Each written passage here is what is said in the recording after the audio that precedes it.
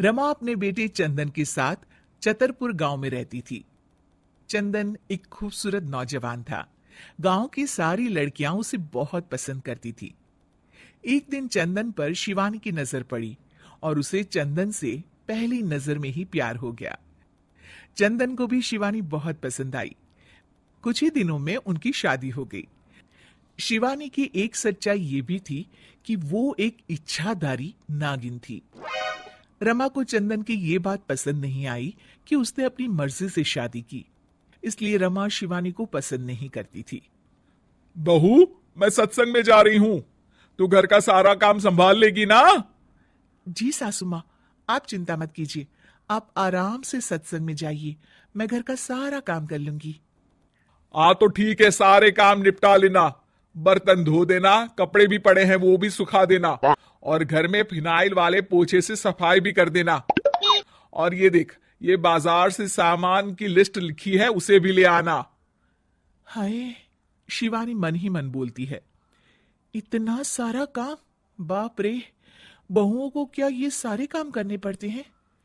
रमा सत्संग के लिए चली जाती है।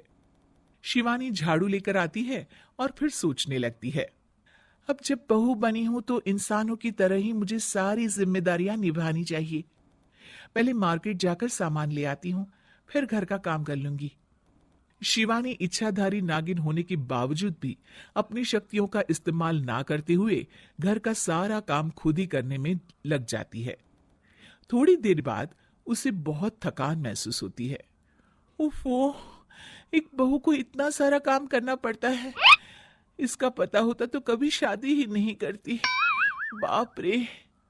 घर के काम करते करते उसकी कब आंख लग जाती है उसे पता ही नहीं चलता।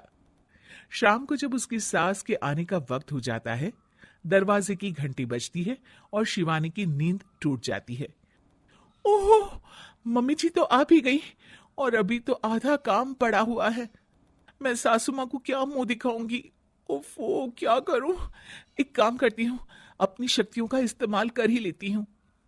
शिवानी घर का सारा काम अपनी जादुई शक्तियों से खत्म कर लेती है और फिर दरवाजा खोलती है। अरे बहू, तुझे इतना वक्त क्यों लगा दरवाजा खोलने में? माफ कीजिएगा सासू माँ, मैं सो गई थी। ओह, तो तू सो रही थी। फिर जो काम मैंने तुझे दिए थे वो तो हुए नहीं होंगे। सब कहने की बातें होती है। रमा घर में आती है और देखती है कि सारे काम हो चुके हैं। वो एकदम चौंक जाती है। अरे, इसने तो सारे काम कर दिए, वो भी इतने अच्छे से। ये इंसान के भेस में कोई चुड़ैल तो नहीं है? अब क्या हुआ सासू माँ, आप क्या सोचने लग गई?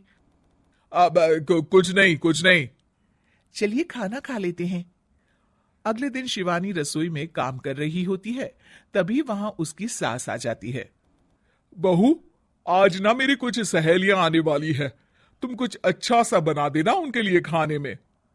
अब जी मम्मी जी। रमा के जाने के बाद शिवानी अपनी जादुई शक्ति से सारा काम कर देती है। शाम को रमा की सारी सहेलियां आती हैं। अरे रमा, अपनी बहू से तो मिलवा। रमा शिवानी को बुलाती है। शिवानी बहुत ही सुंदर थी। रमा की सारी सहेलियां उसे देखकर चौंक जाती हैं। अरे रमा, तेरी बहू तो बहुत ही सुंदर है। अपने बेटे के लिए चुनकर बहू ढूंढी है तूने। ये लीजिए, आप ये कचौड़ी खाइए। रमा की सभी सहेलियां खाना खाती हैं और उन्हें खाना बहुत पसंद आता है। अरे वाह भाई वाह, रमा मान गए तुम्हारी बहू को, कितना अच्छा खाना बना लेती है।